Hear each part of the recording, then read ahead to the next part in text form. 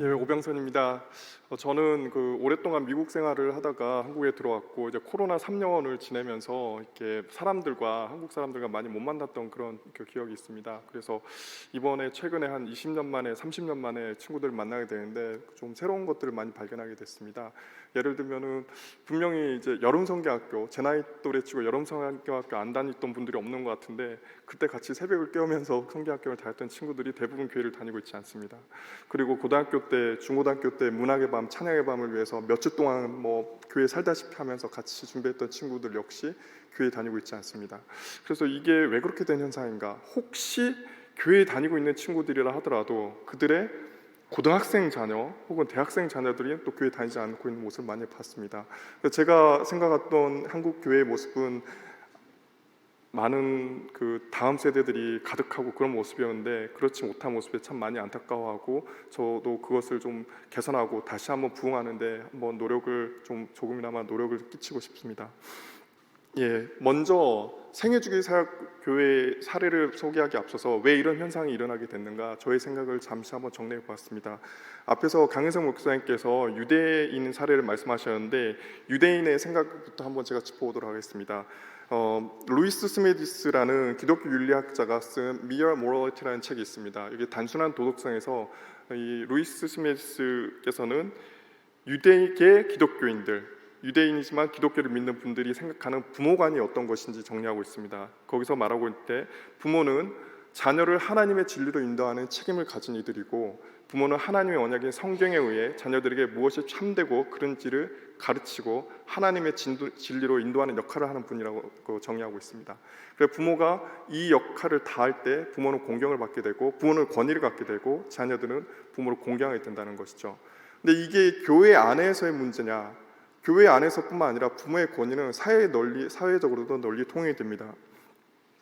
이거는 이제 레너드 박사라는 분인데 이분은 심리학자이시고 그 다음에 가정의학과 의사로서 30년 동안 약 9만 회 정도 사람들을 상담을 했습니다. 부모님, 학생, 그리고 교사들을 상담을 했습니다. 그리고 그 결과를 갖다가 이 책에다가 담아놨습니다.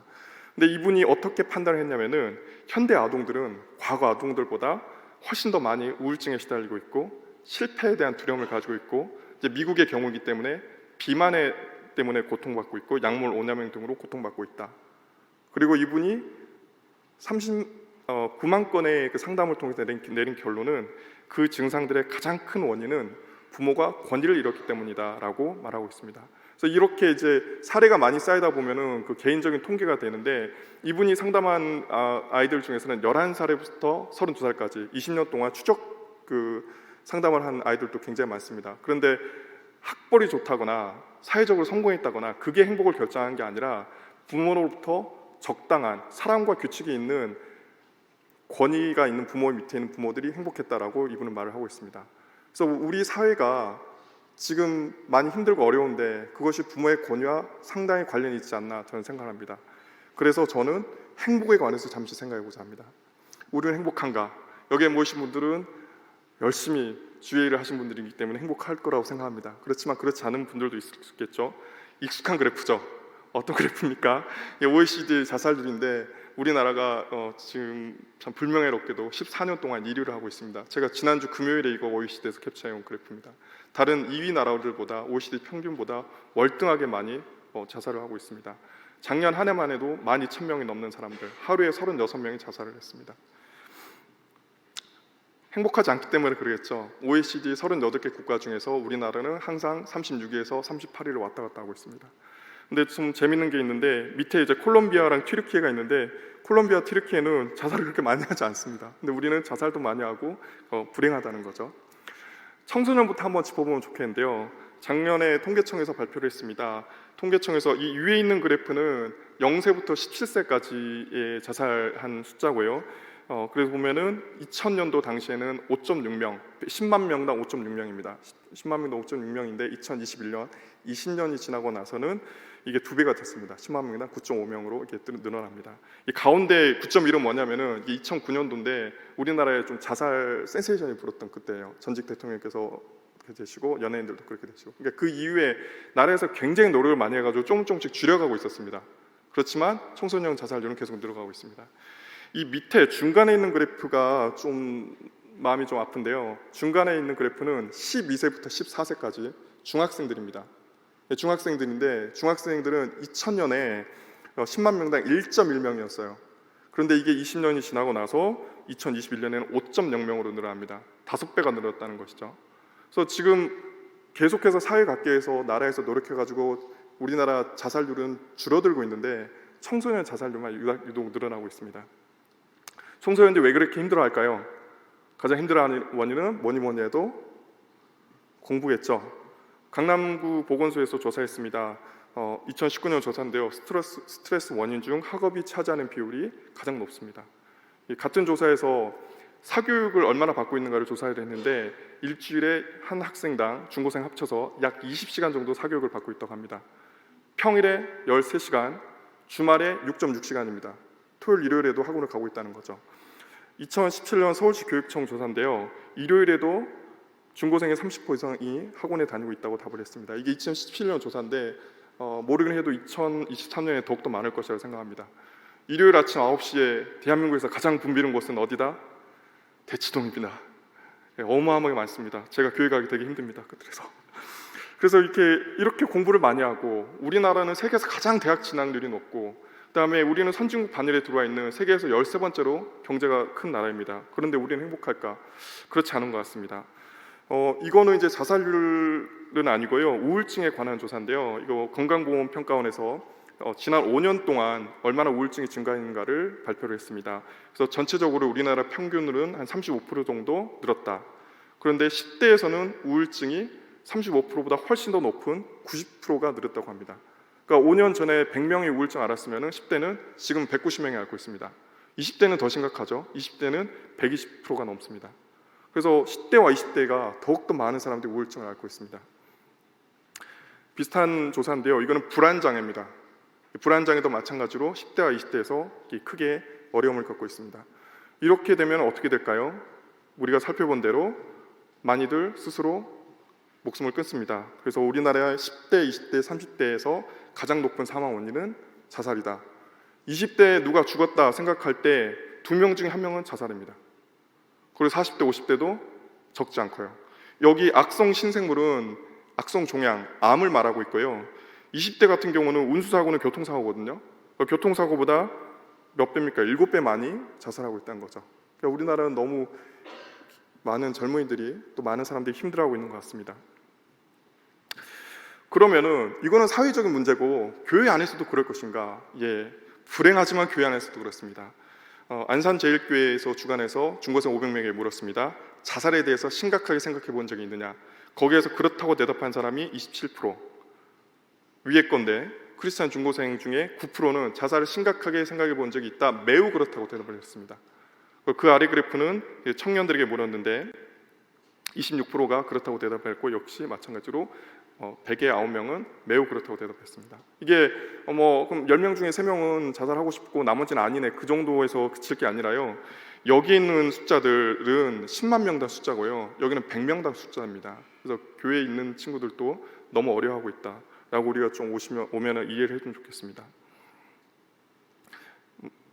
밑에 있는 걸 보고 싶은데요. 기독 청년들의 관심사가 어디에 있느냐? 기독 청년들의 관심사는 경제적 여유, 안정적 일자리에 있다.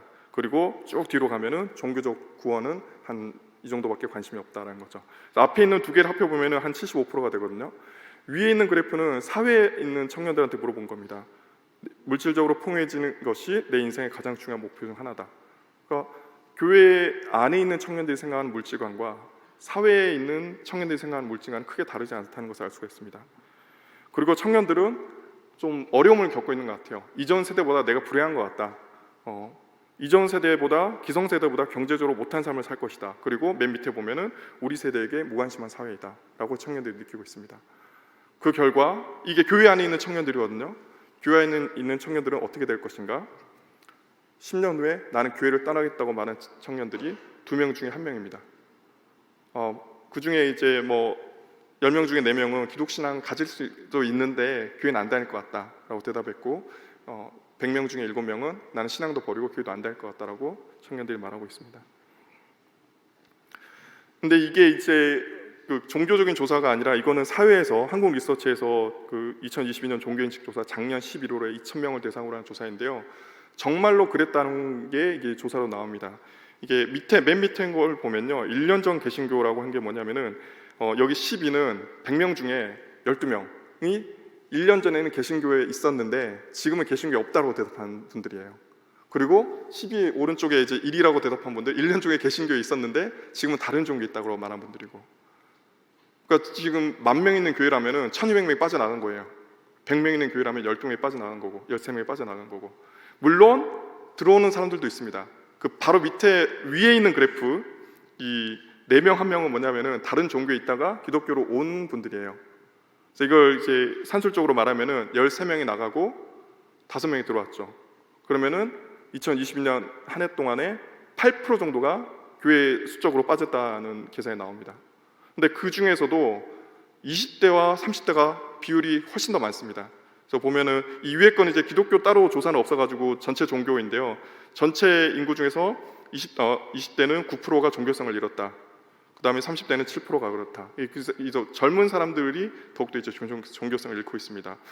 계산해 보면은 얼마 안 남은 것 같습니다. 8%씩 나간다면은 10년, 20년 안에 한국 교회의 청년부, 장년부가 문을 닫을 교회가 상당히 많아질 것이라고 생각합니다.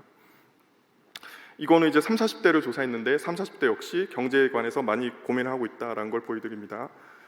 그리고 30, 40대 역시 교회를 안 나갈 것 같다. 맨 위에 그래프를 보시면은 약 44% 정도가 나는 10년 후에 교회를 안 나갈 것 같아라고 대답을 했습니다. 근데 이 30, 40대가 우리 교회에 아니면 가정의 자녀들의 그 신앙 교육을 책임지고 있다는 걸 생각할 때 그건 조금 더 암울해지는 것 같습니다. 가정의 힘이 2021년도에 5세부터 고등학생 자녀를 둔 부모들 1,500명을 대상으로 조사를 했습니다. 가정에서 부부간에 신앙적인 대화를 나누는가 물었을 때 약 37%는 신앙적인 대화를 나누지 않는다라고 답을 했습니다. 그리고 믿음의 가장이 되어야 할, 여긴 지금 믿는 분들을 다 조사를 한 것인데 아버지가 신앙생활에 지도를 하고 있는가, 관여를 하고 있는가 할 때 45%는 관여하고 있지 않다라고 대답을 합니다. 그리고 아까 그 유대인의 그 유대계 기독교인들 볼 때 성경을 가르치고 참 그릇을 가르쳐야 된다 그랬는데 자녀가 잘못했을 때 그냥 밑에 보면은 관계가 나빠질까봐 좋은 말도 달랜다, 지적하지 않는다는 것이죠. 그 다음에 철들면 나아지겠지 하고 모른 척하고 넘어간다 그랬는데 거기에 이제 고등학생은 30%가 아무 말도 하지 않는다는 것이고 고등학생 자녀에게 중학생 24%가 그렇다는 겁니다. 그래서 가정 안에서도 교육이 제대로 이루어지지 않다고 있는 것을 볼 수가 있습니다. 노년으로 가고 싶은데요. 노년은 더 비참합니다. 이 노년 자살 보면은 10대, 20대는 요 정도 스스로 목숨을 끊는데 60대, 70대, 80대로 가면은 자살하는 분들이 훨씬 더 많아집니다. 근데 이제 저는 이것과 관련이 됐다고 보는데요. OECD에서 역시 65세 이상의 상대적 빈곤율을 조사를 했는데 우리나라가 43%로 1등입니다. 우리나라 노인들은 가난하다는 거고 외롭다는 거고 누구에겐가 짐이 되고 싶지 않다고 생각하는 것 같아요. 그래서 이런 결과들이 나오는 것 같습니다. 교회 안에 어르신들께 여쭤봤는데요. 본인이 우울하십니까? 이렇게 물어봤을 때 아주 심하게 우울하다 혹은 중간 정도의 우울을 갖고 있다 대답하신 분들이 12%였습니다. 사회 조사 결과는 일반 사회는 14%입니다. 그러니까 큰 차이가 나지 않죠. 그리고 여기 가벼운 우울까지 가지고 계시다는 분들 합하면 35%가 됩니다. 그래서 같은 조사에서 어르신들께 여쭤봤는데 교회에서 젊은 사람들이 모이는 곳을 가면 눈치가 보인다라고 답하신 분들이 38%, 그리고 교회에서 나에게 관심이 멀어지고 있는 것 같다라고 답하신 분들이 22%. 이게 교회 안에서도 좀 소외감을 많이 느끼고 계신 것 같습니다. 그러면 어떻게 해야 될까요? 가정의 힘 조사를 다시 한번 보겠습니다. 가정에서 어떤 교육을 많이 하고 있습니까? 라고 물어볼 때 이제 가장 많이 하고 있는 것은 인성교육이라고 말을 했고 그 다음에 이제 지성교육, 진로교육이라고 말을 했습니다. 어떤 대학에 가라, 너도 이렇게 해라 하는 것이고 참 안타깝지만 신앙교육을 한다는 사람이 가장 적었습니다. 신앙교육을 한다는 사람이 역시 이것도 크리스찬 부모 1,500명에게 물어봤기 때문에 두 분 다 믿는 분들인데도 이렇게 하는 것이죠. 근데 제가 그 조사를 조금 더 면밀히 살펴봤는데 밑에 보면은 가르친다는 가정과 가르치지 않는다는 가정의 자녀들의 교회 출석률이 다릅니다. 그래서 가르친다는 가정을 보면은 교회 출석을 61.7% 자녀들이 하고 있다는 것이고 가르치지 않고 있다는 그 가정의 자녀들의 교회 출석률을 보면은 38%입니다. 분명히 신앙을 가르칠 때, 여기 신앙은 성경과 큐티와 교리와 찬양에 대해서 관한 건데, 그것을 가르칠 때 자녀들이 교회에 출석한다는 것이죠. 그러니까 이런 결과를 우리가 좀 인식을 하고 교회 교육을 접근해야 될 것 같습니다. 그래서 목사님들께 여쭤봤습니다. 목사님들 151분에게 여쭤봤는데, 현재 우리 교회가 필요로 하는 교육은 무엇이냐? 41%가 교회와 가정에 연계된 신앙교육 자료를 제공받고 싶습니다 라고 말씀하셨고, 51%가 자녀 신앙 지도를 위한 부모 교육을 하고 싶습니다 라고 말씀하셨습니다. 분명히 교회에도 그냥 교회 활동만 뿐만 아니라 교회에 출석하는 부모들을 교육하고 싶다는 욕구가 있다는 것이죠. 이 연구들을 좀 종합해 봤는데요, 기독 부부가 생각하는 신앙적인 가정을 위한 가장 중요한 역할자는 51%가 아버지, 40%가 어머니라고 생각하고 있습니다. 그러니까 가정에서의 신앙교육은 부모가 해야 된다는 생각이 91%가 있는 거예요. 그 다음에 청년들에게 물어봤을 때 나에게 신앙적인 가장 영향을 미치는 분들은 역시 부모님입니다. 60%라고 대답을 합니다. 그리고 노년에게 물어봤을 때, 이제 노년은 부모님이 안 계신 분들이 많기 때문에 교회 목사님이, 목회자가 54%가 나에게 신앙 영향을 미친다고 생각하고, 그 다음 배우자나 자녀가 나에게 영향을 끼친다고 생각합니다. 그러니까 교회가 서로 세대들을 일으키고 서로에게 영향을 줄 수 있도록 신앙 교육을 그분들에게 해야 되는 시기가 왔습니다. 한 가지 책을 소개하도록 하겠습니다. 하버드 대학교에서 성인발달연구소에서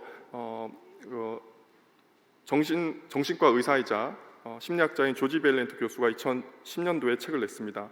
어떤 연구냐면요, 1930년도부터 하버드 대학교 2학년생 750명을 대상으로 이 라이프롱 스토리를 한번 조사를 했습니다. 쭉 따라가면서 추적 연구를 한 거예요.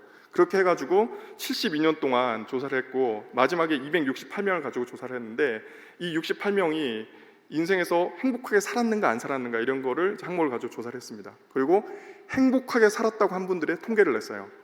그래서 이 행복하게 살았다는 분들은 어떤 요소들 때문에 행복했는가, 그래서 쭉 해서 7가지를 발표를 했는데, 처음에는 배움입니다. 많이 배웠냐가 아니라 평생 배우고자 하는 자세가 있는가. 그 다음에 두 번째는 관계입니다. 안정된 가정관계, 가족관계. 그 다음에 마음을 나눌 수 있는 한두 명의 친구가 있는가. 세 번째는 금연. 네 번째는 절주입니다. 술을 조금 마시라는 거죠. 그 다음에 다섯 번째는 식습관, 인내심 이런 것들이고, 여섯 번째는 알맞은 체중. 그 다음에 일곱 번째는 고통에 대응하는 방식인데요, 살면서 고통이 얼마나 컸냐 적느냐가 아니라 고통에 어떻게 대응했느냐가 행복을 결정한다는 것입니다. 제가 이 책을 읽다가 한번 생각을 해봤어요.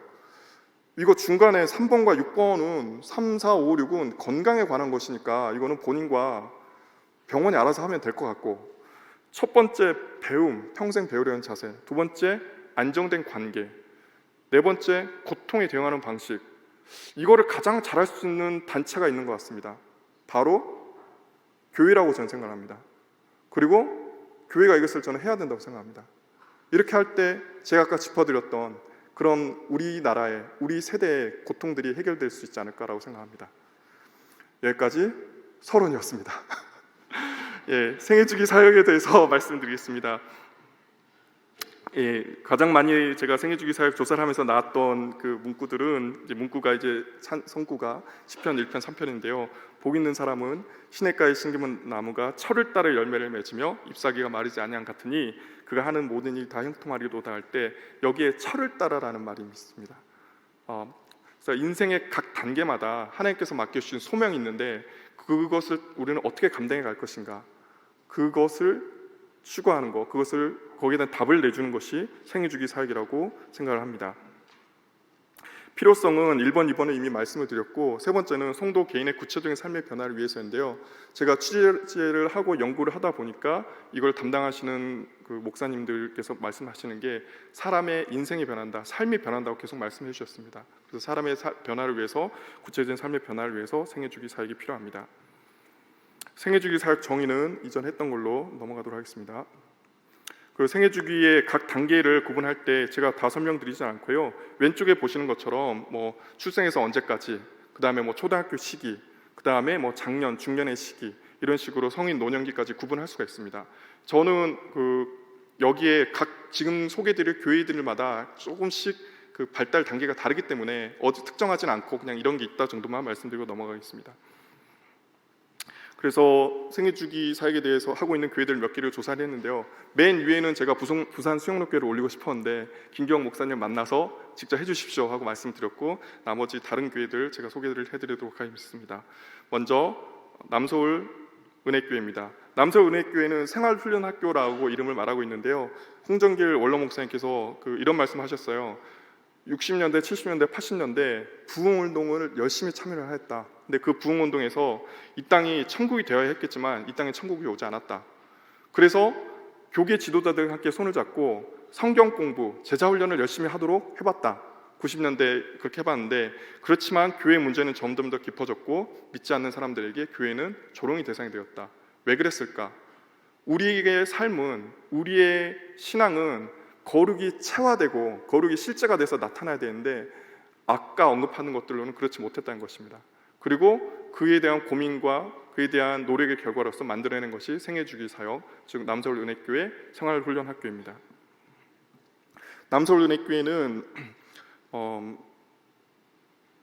제가 슬라이드마다 또 혹은 그 책에는 교회 규모를 말씀드리는데요. 이게 그런 이유는 뭐냐면은 여러분 교회에서 적용하실 때 거기에 맞게 좀 보시라는 거예요. 대형 교회는 이렇게 하고 아닌 교회는 어떻게 하고 있는가, 이런 거를. 그래서 현재 2023년에 교회 정규 프로그램 중에 성경 공부가 13개고 생활훈련학교가 11개입니다. 굉장히 생활훈련학교에 열심히 하고 있다는 말이죠. 그리고 교회 안팎의 전문가들로 현재 10개의 생애주기 프로그램을 운영하고 있습니다. 이 발달 역사를 좀 보고 싶은데요. 처음부터 딱 이렇게 10개를 해서 한 게 아니라요, 하나씩 한 거거든요. 부부생활학교, 그 다음에 부모학교, 세세대 이렇게 가다가 2011년 정도에 이제 12개로 확정을 지었습니다. 그렇게 해서 운영을 하다가 현재는 10개로 운영을 하고 있습니다. 그래서 크게는 이제 교육 부분과 부부 부분으로 나누게 되는데요. 교육 부분은 이제 아이들 성장 단계에 따라서 나누겠죠. 뭐 태교학교, 애착부모학교, 아동기, 사춘기, 청년기 이렇게 나갑니다. 그래서 거기는 아동의 발달 특성, 내가 부모로서 어떻게 해야 될 것인가, 이런 것들 많이 가르치고요. 부부 부분은 자녀 교육보다는 부부간에 어떻게 해야 될 것인가, 그 다음에 부부간의 소통을 어떻게 해야 될 것인가, 이런 거를 말을 많이 하고 있습니다. 그래서 또 다른 이렇게 있고, 프로그램들은 이렇게 있습니다. 저는 하나 좀 참여하고 싶어서 어머니 학교를 참여를 했었는데, 어머니 학교를 통해서 나머지 거를 다 설명을 드릴게요. 보통 여기에 있는 10개 학교들은 5에서 6주 정도의 과정을 하고 있고요. 그 과정할 때 참가비는 한 2에서 5만 원 정도 받고 있고, 이 강사가 매번 바뀝니다. 강사가 교회 내외의 교육 3단 전문가들이기 때문에 매번 바뀌고 있고, 그래서 일주일에 2시간씩 이렇게 모여서 교육을 하고 있습니다. 그래서 학기 시작 전에 서약을 하는데, 여기서 나눈 내용은 절대로 밖에서 말하지 않겠다. 비밀 서약을 해서 이제 깊은 대화가 있을 수 있도록 하고, 다른 사람 말 경청하기, 특별히 어머니 학교니까 내가 너무 말하지 않기, 이런 것들도 있고, 그다음에 일주일에 한 번씩 서로 연락하기, 이런 것들을 정해서 하고 있습니다. 그리고 스태프들이 그 열정과 준비가 너무 대단하다는 걸 느꼈는데요. 여기에 10개 학교가 있고 교장, 교감, 담당자들이 다 있는데 이게 전부 일반 신도들이고, 이 10개 학교를 지도하시는 목사님이 한 분 계십니다.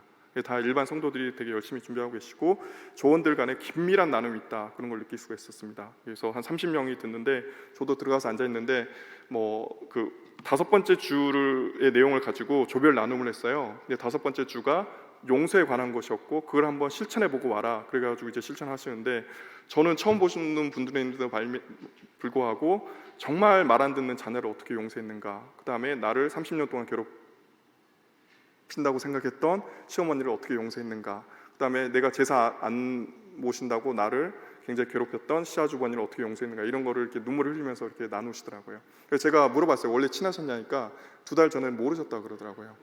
그리고 이제 저도 막 생각했는데 저는 안 나가지고 이렇게 어쨌든 좀 간단한 걸 나누고 그렇게 온 적이 있습니다. 그래서 이렇게 진행을 합니다.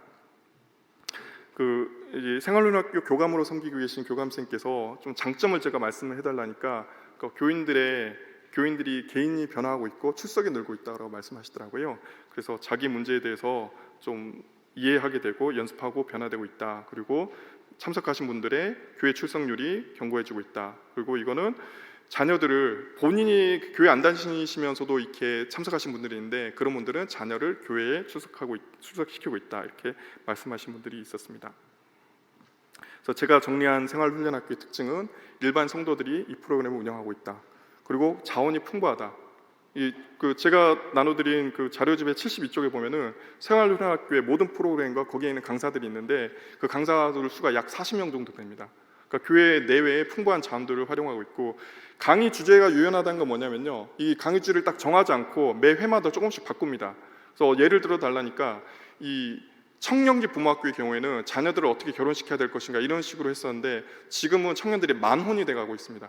그래서 그런 경우에는 두 개로 나눴다 그래요. 반을 뭐 결혼을 위한 그 부모, 그다음에 취업을 위한 부모, 이런 식으로 그런 식으로 조금씩 유연하게 바꿔가고 있고, 그다음에 온라인 강의는 코로나 때문에 많이 확대를 했었고, 네트워킹은 이제 남서울 은혜교회의 경우는 남서울 은혜교회와 협력하는 형제교회들이 많더라고요. 그 교회들에도 온라인으로 개방을 해서 함께 교육을 하고 있다고 합니다. 그 이제 오래된 역사는 시행착오인데요. 아까 말했듯이 12개를 11으로 줄이는 과정. 거기 보면은 아버지 학교를 했었는데 아버지들이 참여율이 저조해가지고 그냥 부부 학교를 합쳤다 그러더라고요. 그러니까 그런 식으로 이런 거를 많이 배울 수 있고, 그냥 이게 무조건 뭐 모범되는 교회가 하니까 우리도 해볼까가 아니라 우리 교회 사정에 맞게 한번 적용해 볼 수도 있을 것 같습니다. 두 번째 소개해드릴 교회는 꿈마을 엘린교회라는 부천에 있는 교회인데요. 여기 담임 목사님께서 이렇게 말씀하셨습니다. 행사로는 사람이 변화되지 않는다. 지속적인 교육과 실전을 통한 체화가 있어야 변화가 가능하다 하시면서 이분께서 생애주기 교육을, 생애주기 사역을 시작하셨습니다. 여기서 이제 그 생애주기 사역 소울인데, 소울의 가장 큰 특징은 자립형 가정 사역이라는 것입니다. 교회 안에서 모든 강의와 교제와 프로그램을 다 진행을 합니다. 그리고 여기서 추구하는 것은 건강한 가정, 행복한 가정, 건강한 교회를 추구하고 있습니다. 여기 발달 역사를 제가 이렇게 적어놨는데, 적어놓은 이유는 뭐냐면요, 남서울 은혜교회처럼 처음부터 좋은 프로그램 다 가져와서 시작한 게 아니라, 이 한수은 원장님께서 말씀하신 거는 처음부터 이렇게 시작하고 싶은 생각은 없으셨대요. 그런데 하나하나 하시다 보니까 어머니 학교 하게 되고, 어머니 학교다 보니까 아이고 우리 딸들도 좀 들었으면 좋겠네, 그래가지고 태교학교 시작하게 되시고, 그러다가 아이고 이거 우리 남편들도 좀 들었으면 좋겠네, 그렇게 하셨는데 2018년에 그 담임 목사님께서 이거 이렇게 조금씩 하지 말고 한번 전생애를 해보자 라고 해서 처음으로 하신 게 시무장로님들 다 모시고 시무장로님 부부와 함께 부부학교를 시작하셨다고 그래요. 근데 장로님들이 거기서 너무 감동을 하셔가지고 이거 우리 자녀들도 들어야 됩니다 이렇게 해가지고 건물 매입하고 프로그램 다 해가지고 그때부터 모든 사역을 하게 되셨다 그러더라고요. 그래서 이거는 교회의 사정에 맞게 여러분들이 하면 된다라고 저는 그렇게 말씀을 드리고 싶습니다. 그래서 이렇게 과정들이 있고, 자세한 거는 여러분 보시면 됩니다. 그래서 여기 특징은 자립형으로 하고 있다, 그 다음에 교회 상황에 맞게 운영하고 있다, 그다음에 지속적으로 운영한다는 거, 개인 맞춤형은 뭐 참석하신 분들의 기도문이라든지, 그다음에 참석하신 분들한테 수료증을 준다든지, 앨범 같은 걸 할 때 개인한테 맞춰가지고 아 정말 내가 여기 참여하기 잘했다 이렇게 생각하게 하거든요. 그다음에 가정 예배라고 하지 않고 여기는 가족 예배라고 하는데, 가족 예배 연결하게 하는 것, 또 물론 이제 빠질 수 없는 게 목회자의 열정입니다. 벌써 시간이 다 됐나요? 제가 지금 이제 세 개를 더 소개해야 되는데, 세계교회의 간략한 특징만 말씀드리고 여러분이 자세한 거는 자료집을 참고하시면 되겠습니다. 예, 꿈미의 가장 큰 특징은 원포인트 통합교육인데요. 꿈미는 이 모든 교재를 통합합니다. 이 주일에 쓰는 그 유치부 학생, 초등학생, 청소년들의 교재의 본문이 똑같고요. 그 다음에 이제 오림교회에서 사용하는 그 큐티집이 있는데, 주말 날은 큐티집인데 거기에 본문이 똑같습니다. 그래서 집에 가서 부모님과 함께 오늘 배운 거에 대해서 이야기를 할 수 있도록 가능하게 해준다는 거죠. 그리고 여기 하나님은 신실하십니다. 이거는 어제자인데요, 어제자 가정예배 자료집입니다. 그래서 모든 게 하나로 통일할 수 있도록 그렇게 하고 있습니다. 그리고 이 자료는 지금 자료집에 없고요. 이거는 제가 오림교회 허락을 얻어서 가져온 자료인데, 이 오림교회 모든 사역을 여기다 정리해 놓은 자료입니다. 그래서 여기서부터 우리가 어떻게 하고 있고, 지금 요 가운데 부분이 생애주기 사역입니다. 이것도 역시 원포인트 사역 중에 하나다라고 강조를 하시더라고요. 그 다음에 이게 이렇게 해가지고 각 시기마다 원포인트 사역을 하고 있다라고 말을 하고 있습니다. 그래서 올해 각 프로그램을 2번씩 생애주기 사역을 했고요. 그리고 각 특징들 여러분이 보시면 되겠습니다. 그리고 이제 7개 과정이 그 교회에서 제시하고 있는 것이고, 그 이유는 본인 학생들과 제가 이제 물어봤어요. 이거 부모 교실밖에 없느냐? 뭐 다른 교회는 사춘기 부모, 청년 부모인데 당신들은 그냥 뭉뚱그려서 부모 교실이냐고 하니까, 그 부모 교실에는 초등학생과 중학생 자녀를 대상으로 한다. 가정 문제가 많기 때문에 그렇게 하고 나머지는 고등학생과 청년들은 본인들에게 교육을 한다. 그리고 그 이외에는 천국 여행 가이드는 우리 어르신들 논의를 위한 프로그램을 따로 마련했다 이렇게 말씀하시더라고요. 그다음에 세대록 교회는 이제 오렌지 사역인데요. 여러분이 아시듯이 세대록 교회는 파이디온 선교회를 오랫동안 해오신 양승호 목사님께서 하고 계신 교회입니다. 그래서 오렌지라는 것은 교회가 노란색이고 가정이 빨간색이라면은 그냥 따로따로 내지 말고 노란색과 빨간색이 섞여서 교육을 해야 된다라고 추구하고 있는 곳입니다. 그리고 이제 세대 통합 예배인데요. 이 세대 통합 예배는 이제 오렌지 설교라고 그 목사님께서 교보제 같은 걸 굉장히 많이 활용하시고 하고 있고요. 이게 교회 주보입니다. 교회 주보는 그 교회 주보 일면에 제목이 설교 제목이 있고 아이들한테 친화적인 그런 그림이 교회 그 주보 일면에 들어갑니다. 그래서 주보 일면 그림이 이렇게 매번 바뀌게 되겠죠. 이렇게 되고 그다음에 예배 때는 청년 청년들이 앞에 나와 찬양하고 어린이들이 찬양하고 헌금은 가족 단위 엄마 아빠 아이들이 이렇게 가족 헌금을 이렇게 헌금을 넣고 수고하고 있습니다. 그래서 이건 목사님 설교 중간에 나온 교보제인데 역시 주제랑 비슷하게 어린이들 친화적으로 하고 있죠. 이 교회에서 이거 제시하고 있는 생애주기 이 로드맵인데요. 임신 출산에서부터 해가지고 세례 입교 사춘기 이렇게 해갖고 그 다음에 뒤에 이제 어르신들 실버스쿨까지 생애주기 프로그램 마련하고 있습니다. 세드렉 교회의 이 교육 내용이 조금 다른 교회가 다른 게 뭐냐면요. 세례 교육 문답에 대해서 부모가 자녀들한테 가르칠 수 있도록 하고 성경에 관해서 기도에 관해서 그다음에 큐티에 관해서 부모가 자녀에게 가르치도록 한다는 것이죠. 그러니까 아까 제가 언급한 교회들은 상담, 교육 전문가들이 가르치시는데 이거는 목회자들이 상당히 많이 참여해서 가르치고 계십니다. 이게 교회 상황에 따라 이렇게 하고 있는 것 같아요. 마지막으로 소개해드릴 교회는 당진 동일교회인데요. 당진 동일교회는 지금까지 말씀드렸던 생애주기 사역과는 조금 차이가 있습니다. 여기는 교회에서 직접 아이들의 양육을 상당 부분 책임지고 있는 교회입니다. 그래서 여기가 1996년도에 농촌 폐가에서 시작을 했는데 지금 17만 당진시 아동의 12.8%를 교회에서 책임지고 있다고 합니다. 그리고 교회 교인 평균 연령은 29세라고 굉장히 젊은 교회입니다. 그래서 어떻게 책임을 지고 있느냐? 그 어린이집을 운영합니다. 그래서 어린이집을 토요일까지 운영하고 그 다음에 초등학교 방과 후에 학생들을 이렇게 교회 뭐 승합차로 다 이렇게 데려와가지고 아이들 이렇게 간식 먹이고 가르치고 그 다음에 맞벌이하는 부모나 이렇게 바쁘신 분들 그분들은 아이들은 21시까지 아이들을 데리고 저녁을 먹으면서 이렇게 가르칩니다. 그리고 그 아이들이 중고등학교 가면 교회 안 나오니까 대안학교를 아예 만들어가지고 직접 학교에서 학생들을 가르치고 있습니다. 그리고 이제 3N 청소년 사역이라는 것은 이 당진시에서 이제 하는 캠페인이에요. 이런 식으로 해가지고 교회에서 아예 직접 학생들을 양육을 해버리는 거죠. 여기도 역시 세대통합 예배를 하고 있는데 연합 찬양팀이 한 70명 정도가 아침에 와가지고 이제 같이 찬양을 하고 이거는 장로님과 함께 성경 본문을 아이들이 읽습니다. 그리고 이거는 만 7세 아동 유치부 초등학교 1학년 친구들이 나와가지고 나의 꿈은 무엇입니다라고 교인들 앞에서 발표를 하는 것입니다. 이게 설교는 세대 통합 설교를 하는데 세대력 교회와 다르게 어른들 눈높이에 맞춘 설교를 한다 그래요. 근데 이제 그거 학생들이 어떻게 들어요? 초등학생들이 이 학생들한테 말씀 노트라는 걸 쓰게 하거든요. 그럼 학생들이 말씀 노트를 다 쓰고 있습니다. 이 영상은 이거는 뭐냐면요 10월 22일 한 번 예배를 제가 쭉 찾아보다가 그 관련된 그 사진들만 가져온 겁니다. 그래서 그 말씀 노트를 잘 썼나 이런 거를 1년에 한두 번씩 뭐 대회를 통해서 한번 보여주기도 하고 시상도 하고 그러는데요. 그 다음에 이제 세대 통합 예배가 끝나면은 각 부서별로 흩어집니다. 중등부, 고등부로 흩어지는데 중등부 1학년이 아니라 다 섞여가지고 서너 배가 함께 이렇게 교류할 수 있도록 하고 어떻게 썼나 한번 할 수 있도록 볼 수 있도록 그렇게 합니다. 그래서 이게 노트인데요. 어제 저랑 아내랑 보다가 되게 재미있던 생각인데 목사님의 설교를 잘 요약을 합니다. 진리가 자유롭게 한다. 좋죠. 우리는 죄의 종이다. 이거 다 좋습니다. 근데 제 아내가 찾았어요. 죄는 끝없이 짓는다. 그러니까 이게 중의적인 의미가 있는 것 같아요. 우리한테 계속 짓고 있거든요. 그 다음에 죄를 지면 회개해야 돼요.